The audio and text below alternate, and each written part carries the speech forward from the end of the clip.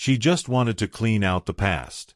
Kate was 39 years old when she inherited her gray tant's dusty old video store. She planned to turn it into a cozy cafe. Easy, right? Until a forgotten VHS tape blinked to life, and a charming man from a 90s rom-com whispered her name through the screen. Kate, it's me. I remember you. Now, she's falling for a man who doesn't exist, or maybe he does. Before we press play, tell us in the comments, where are you watching from? And don't forget to subscribe, because this love story is unlike anything you've ever rewound before. Kate Miller never really liked goodbyes. Maybe that's why she couldn't throw away her old cassette collection or that pair of boots with the broken zipper. So when her great-aunt Nora passed away and left her an old video store in her will, Kate didn't hesitate. She drove 3 hours to the sleepy town of Willow Hill, windows down, radio on, hoping the air might feel different there. It didn't. The video store sat on the corner of Main Street, squeezed between a barber shop and a bakery that smelled like vanilla and warm regret. Its sign had lost half the letters, so now it just read, VID The windows were dusty. The door creaked like it hadn't been opened since Meg Ryan was still on movie posters. Kate stood in the doorway, keys in hand, staring at the ghost of a time gone by. Inside, it was as if the 90s had been paused mid-scene. Shelves lined with VHS tapes, handwritten labels, faded posters of Tom Hanks and Sandra Bullock. There was even a cardboard cutout of Kevin Costner looking very confused in a trench coat. She turned slowly, smiling despite herself. It was ridiculous. It was charming. It was hers. Over the next few days, Kate rolled up her sleeves and got to work. She scrubbed floors, sorted tapes alphabetically, because chaos made her twitch, and daydreamed about how she'd turn this dusty relic into a cozy coffee shop. Café Nostalgia, she'd call it. A place where people could sip cappuccinos and maybe borrow You've Got Mail for a rainy afternoon. She spent her evenings alone in the store, sipping tea from a chipped mug shaped like a popcorn bucket, listening to old movie soundtracks on the stereo she found in the back. It was peaceful. A little too peaceful. One night, while digging through a box labeled rom-coms, staff picks, Kate found a tape she didn't recognize. The label read, "To Kate. Just watch." She froze. "Is this a prank?" she whispered, turning it over in her hands. It was worn, but intact. Shrugging, she popped it into the VCR. The screen flickered. A low hum filled the room. For a moment, nothing. Then, static. And then, a living room. Soft lighting. A man sits on a couch, looking straight into the camera. He smiles. "Kate," he says. She blinked. "I remember you." She jumped back. The tape clicked, paused, rewound itself, and played again. "Kate, I remember you." Heart pounding, Kate lunged for the remote. She pressed stop. Nothing happened. The TV kept playing. The man leaned forward, elbows on knees. He was handsome. Like, ridiculously so. Like someone who'd belong on a VHS cover next to the words, Hugh Grant, or Romantic Hijinks Ensue. "I know this sounds strange," he said. "But we've met. Not here. Not now. But before. You used to believe in happy endings. What happened, Kate?" "Okay," she muttered, pointing at the screen like it had personally betrayed her. "Who set this up?" "Nora. Is this a weird Will thing?" "I'm Jack," the man said, still smiling gently. "And I think you need me." Click. The screen went black. Kate stood in silence, the only sound her tea gently sloshing as her hand trembled. "Okay," Kate said to the empty store, arms crossed. "Maybe I'm just tired. Or having a breakdown. Or both." She walked around the counter and turned the TV off. It turned itself back on. "Kate," Jack's voice returned, soft and amused. "You always did get dramatic when confused." Her jaw dropped. "Excuse me." "You're excused," he said, smiling. "And adorable, by the way. That thing you do with your nose when you're annoyed? Still cute." She pointed at the screen. Okay. No. No, no, no. Who are you and why are you inside my VCR? Jack leaned forward on the screen. I'm Jack. We met once. You were 6, and your great-aunt let you watch sunset in September on a rainy day. I was in that movie. You fell asleep during my monologue. It was a little rude. That's not possible. He raised an eyebrow. Is it not? Kate rubbed her eyes. You're saying you're a character from a half-finished rom-com that no one remembers. And you remember me? Of course I do. You cried when they canceled the sequel. You wrote a letter to the studio with glitter glue. You signed it Kate M. Age 6 3/4. Very official. Her mouth opened, then shut. That did happen. Jack grinned. See? I'm not some glitch. I'm a memory. A very charming one, if I may say. She sat on the floor, staring at him. Okay, fine. Let's say I believe you. What do you want? You played my tape, he said. That means you brought me back. And that means I can help you. Help me with what?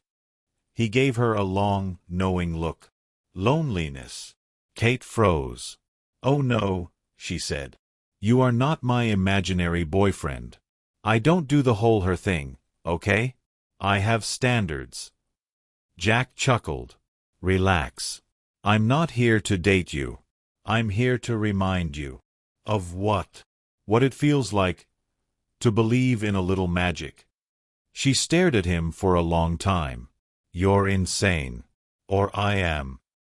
He tilted his head. What if it's neither? What if this is just a second chance? Second chance at what? Jack winked. You'll find out. Press play tomorrow. The screen went black. The next morning, Kate didn't sleep in. She made coffee. She didn't spill it. She didn't talk to herself in the mirror, much. And then she walked to the counter and pressed play. Jack appeared instantly. Good morning, sunshine. Kate rolled her eyes. You don't sleep, do you? Nope. Just rewind and wait. She shook her head, amused despite herself. All right. Prove you're not just a weird dream. What's my favorite movie? Easy. Barefoot in Brooklyn. The director's cut. You used to act out the last scene with a lamp as your co-star. She gasped. You saw that? Twice. Once when you were 11. Once last summer. Kate crossed her arms. So you're some kind of film ghost. I prefer romantic apparition. It's classier. She snorted. So what now? You keep popping up on my screen and quoting my childhood. Jack's expression softened. Only if you keep pressing play. She blinked. A pause. A long one. Then she said quietly, Why do I feel like I know you? He smiled, warmer this time. Because maybe you always have. That night, she didn't even pretend to resist. She made popcorn. She put on her favorite old hoodie. And she pressed play again. Evening, Kate, Jack said, lounging on a velvet couch that looked suspiciously like the one from When Hearts Collide. You really commit to the theme, huh? She said. Only the best sets for you. They talked. 4 hours. About her dreams. His fake memories. The best rom-com kisses. The worst movie endings. At one point, she laughed so hard, she choked on a piece of popcorn and had to spit it into a plant. Jack applauded. Truly elegant. She threw a pillow at the screen. He caught it. She screamed. You caught it. I'm improving, he said, grinning. She stared, stunned. What are you? He looked into the camera. I'm your second act. You're not wearing the hoodie, Jack said, mock disappointed. Kate raised an eyebrow. Excuse me. Yesterday. Blue hoodie. Adorable popcorn stain right here. He pointed at an invisible spot near his chest. Iconic look. Kate smirked. I have other clothes, you know. Sure, but none that say, I'm emotionally available and maybe ready for love. You're impossible. I'm fictional. It's worse. She rolled her eyes and sat cross-legged in front of the TV. So, explain this. How do you exist? Jack shrugged. 1 minute, I was in a half-finished movie script, waiting to kiss a girl named Daphne in the rain. Next thing I know, I'm blinking awake inside a VHS tape with your name on it. And you're not confused? I was. Until I saw you. Kate blinked. That's kinda sweet. Jack leaned closer on screen. Kate, do you ever feel like your life got edited down? Like some scenes were cut too soon? Kate hesitated. Sometimes. Maybe this is your bonus scene. She laughed. Okay, that was smooth. I've had decades to rehearse. The next day, Kate carried a VHS labeled Hearts in Paris under her arm as she walked into the town library. She needed answers. Someone had to know something about this strange tape. A young man behind the desk looked up. Late 30s. Tall. Same smile as Jack. She froze. Hi there, he said. Need help? Her voice cracked. You look familiar. He chuckled. I get that a lot. I just moved here. I'm filling in as the new librarian. What happened to the old one? Retired. Left in the middle of the night. Odd guy, liked microfilm. Kate blinked. Right. He extended his hand. I'm Jackson. Her eyes widened. Jackson. Yeah. Weird coincidence, right? He smiled. You okay? I just didn't expect that name. He noticed the VHS. Old tape. Yeah. I'm cataloging my Grey Tants collection. He squinted. Is that Hearts in Paris? That was never released. I know. You know it's incomplete, right? I actually read the original script years ago. It got cancelled mid-shoot. Kate stared. Wait, you're a screenwriter. Was. Dabbled. You know, college dreams. And now you're a librarian? He laughed. Books don't reject rewrites. Kate forced a smile. Right. Good line. That night, she pressed play again. You're quiet, Jack said. I met someone today. Jack grinned. Did you? Tell me everything. I want gossip. He looks exactly like you. Jack's smile faded. That's new. His name is Jackson. He used to write scripts. He read Hearts in Paris. Jack looked off-screen, thoughtful. That movie was supposed to be my big debut. Kate leaned in. Is he you? I don't know. That's not comforting. Jack nodded slowly. You're the only one who's ever played my tape, Kate. The only one who's ever seen me. Maybe that created something. Like a glitch in the universe. Like a choice. She stared at the screen. You sound jealous. Maybe I am. She laughed nervously. You're literally fictional. Jack's voice softened. And yet I'm here. Talking to you. Listening. Remembering your favorite songs. Laughing when you do. Crying when you pretend not to. Kate swallowed hard. Jackson is real, she said quietly. Then maybe he's the version of me that got to finish the story.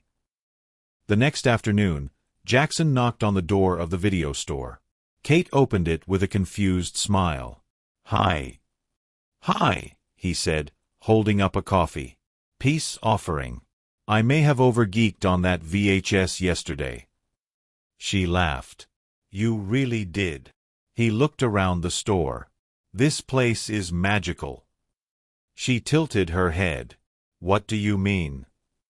There's something about it. Like time stands still. Like it's waiting for something, or someone. Kate froze. He added quickly, or maybe that's just the caffeine talking. She stepped aside. "Come in. I'll show you the tape." That night, Kate sat in front of the TV, the tape rewound and ready. She hesitated, then pressed play. Jack appeared. "You brought him here." Kate didn't answer.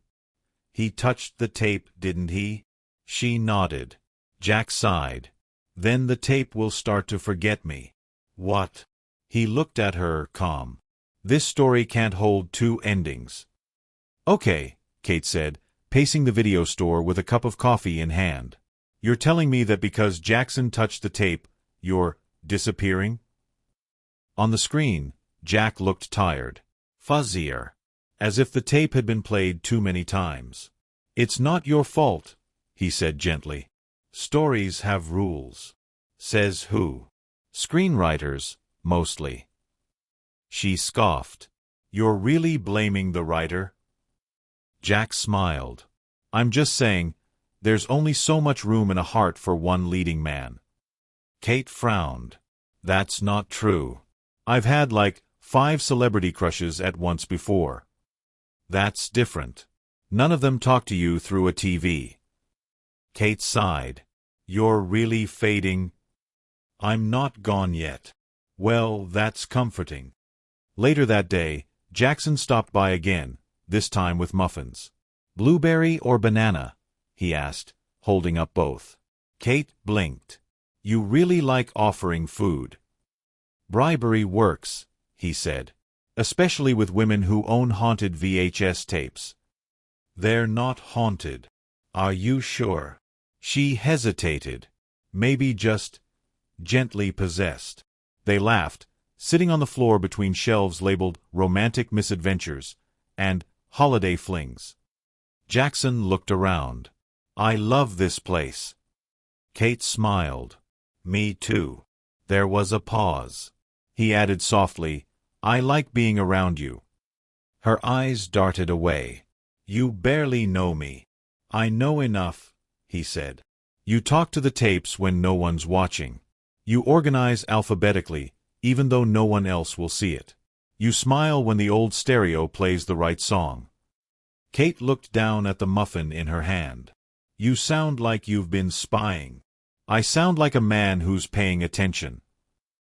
That night, Kate pressed play again. Nothing happened. She pressed it again. Then again. Finally, the screen flickered. Jack appeared, just barely. Like a memory fighting to stay alive. "I almost didn't make it tonight," he said, his voice glitching. Kate's eyes welled up. "I thought I lost you." "I'm not gone yet." "You keep saying that." He smiled weakly. "You keep coming back." She sat down in front of the screen. "I don't know what I'm doing." "Yes, you do," Jack said. "You're living again. Laughing again. You met someone who looks exactly like you. That's the universe's sense of humor." "I hate it." "No, you don't. You love the idea that things can still surprise you." She shook her head. "I don't want to choose." "You already are." The next morning, Kate found a note slipped under the store's door. It was from Jackson. "Hey, there's a film screening at the town square tonight. Old classics under the stars. Thought you might like that. No pressure. But I'll save you a seat." She held the note in her hands for a long time. Then she walked to the back room, picked up the tape, and whispered, "You're not gone yet." She pressed play. Jack didn't appear. Just static. She sat there for 20 minutes, staring at the screen. That evening, Kate showed up to the film screening. Jackson waved from a blanket on the grass. "You came." She sat beside him. "Free popcorn." "Of course. I'm not a monster." They laughed. The movie started. Something black and white. Probably romantic. Probably ending with a kiss in the rain. But Kate didn't watch it. She watched Jackson. And for the first time, didn't compare him to Jack. Back at the store, the tape still sat in the player. The screen flickered once. Then again. Then Jack appeared. He was fading. But he smiled. "It's working," he whispered. "She's remembering how to live." He looked at the camera, softer now. "My job's almost done." "You kissed me," Jackson said, a little stunned. Kate took a step back. "Too soon." He smiled. "No. I just didn't think the video store girl would kiss the guy who brings muffins." She laughed. Well, the muffin guy was very persistent. They stood in silence for a second. Kate spoke first. "Can I ask you something weird?" "Please do." "Do you ever feel like you're not living the life you were meant to live?" Jackson raised an eyebrow. "Are we still talking about muffins?" She smirked. "No, I mean, do you ever feel like someone wrote your story, but it got lost halfway through?" He thought for a second. "Honestly, yeah. Sometimes I feel like I'm just a rewrite of someone else." Kate froze. He noticed. "What?" "Nothing," she said quickly. "Just déjà vu." That night, Kate tried the tape again. This time, Jack appeared almost immediately. "You look better," she said. "I had to pull some strings." "Movie magic?" "Exactly." She sat cross-legged in front of the screen. "I kissed him." "I know. You're not mad." Jack smiled softly. "No. I'm proud." "Proud. You're finally choosing something real." She hesitated. "But you feel real too." "I'm the idea of something you used to believe in," Jack said. "He's the version that could last." Kate's voice cracked. "I don't want to lose you." "You're not losing me. You're letting me go." The next morning, Jackson knocked on the door with a film reel in hand. Kate blinked. "Is that?" "A rough cut of Hearts in Paris," he said. "I tracked it down. Thought we could screen it tonight." Kate gasped. "How did you find that?" "I may have emailed 3 studios, 2 retired editors, and a guy named Carl who sells movie junk out of his garage." She laughed. "That's incredibly weird and sweet." Jackson held up the reel. "Want to watch it with me?" She nodded. "Absolutely." That night, they sat in the store and played the film. The opening scene was different. It wasn't Paris. It was Willow Hill. A girl with brown hair walks into a small video store. She smiles. Then a man enters. He looks like Jackson. He smiles too. Kate froze. "What is this?" Jackson leaned forward. "This wasn't in the script I read." On screen, the characters spoke softly. "Girl, do you ever feel like you've been waiting for someone you already met?" "Boy, only all my life." The screen flickered, and then went black. Kate stood up. "Did you see that?" Jackson nodded. "They looked like us." Kate stared at the screen. This isn't just a movie." Jackson turned to her. "Kate, I think I wrote that scene." "What?" He ran a hand through his hair. "Years ago. In college. I had this dream, about a girl and a video store and a guy trapped in a tape.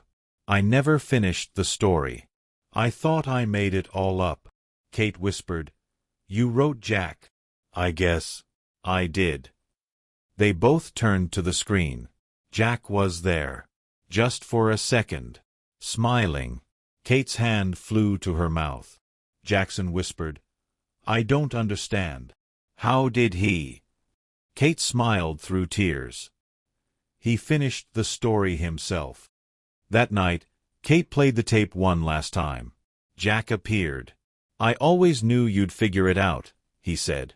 "Did you know he was you? I was the version you imagined. He's the version the world needed. Are you okay?" Jack looked around. "I think I've done what I came to do." Kate bit her lip. "Will I see you again?" Jack winked. "Every time you fall in love." And then, he was gone. The screen turned to static. "So," Jackson said, leaning against the counter, You turned a haunted video store into a cafe. Kate grinned. Technically, it was never haunted. Just romantically possessed. He laughed. Is that going on the Yelp page? Definitely. They stood there, surrounded by old tapes and the smell of espresso. Kate looked around. Do you think it's weird? That we're together now? After all that. Jackson raised an eyebrow. You mean the part where I accidentally wrote a man who lived in a VHS and you fell in love with both of us? Kate pointed. Yes, that part. He thought for a second. No. I think it's exactly the kind of plot twist life needs. She smiled. You're very confident for someone who once put butter on a muffin before toasting it. Jackson gasped. I thought we weren't talking about that. Kate laughed. No promises. Later, Kate taped a small note to the back of the VCR. It read, To Jack, thank you for reminding me that stories never really end. Just fade into something new. She smiled and turned off the TV. This time, it stayed off. Opening day of Café Nostalgia was a hit. Locals came for the coffee, but stayed for the free movie of the week screenings, complete with popcorn and trivia nights. Kate wore an apron with Rewind Your Heart stitched on it, a gift from Jackson that she pretended to hate and secretly adored. One afternoon, while reorganizing the romance section, Jackson leaned in. I was thinking, he said, we should make our own movie. Kate looked up. Starring who? He smirked. You and me. But you'll have to do your own stunts. She laughed. Only if you write me a happy ending. He paused. Deal. But I warn you, my endings usually include surprise dance numbers. Kate narrowed her eyes. You wouldn't. Oh, I absolutely would. She grinned. Fine. But no slow-motion running. I have bad knees. That night, as they locked up the cafe, Jackson reached for the light switch. Then paused. The TV flickered on by itself. Both turned. On screen, for just a split second, was Jack. He winked. And vanished. Kate burst out laughing. Jackson stared. Did you see? Yep. He looked around. So, still not haunted? Kate leaned on his shoulder. Maybe just a little. Maybe love really is like an old VHS tape. It takes time to rewind. It skips when you least expect it. And sometimes, it surprises you with scenes you didn't even know were there. Kate thought she was cataloging old stories, but in the end, she found one worth living. Now we want to hear from you. Would you press play on a love that feels impossible? Or pause and wait for something real? Tell us in the comments. And don't forget to subscribe for more stories that warm your heart, one frame at a time. Thanks for watching.